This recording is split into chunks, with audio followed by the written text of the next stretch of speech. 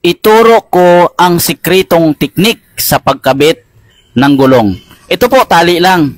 Hindi na tayo gagamit ng plangka kasi nakaagasgas yan. Ito po, sundan nyo lang kung paano ikabit na hindi na tayo gagamit ng plangka. Yan po, idiin muna natin ang isang labi, malambot lang yan.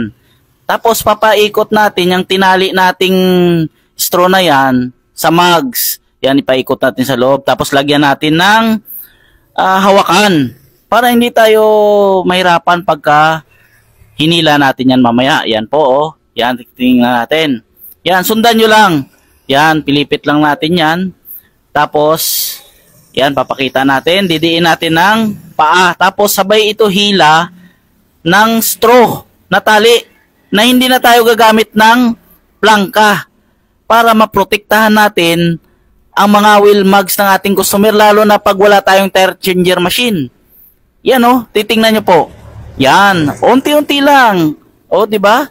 Yan, oh, malapit na. Ganyan lang po ang isa sa mga sikretong teknik na ibahagi ko sa inyo. Yan po, di ba? Maraming matuto dito sa mga ganitong teknik. Di ba? O, napakadali lang. O, matigas na gulong yan kasi 90-80 yan. Yan, oh. Maraming salamat. Peace.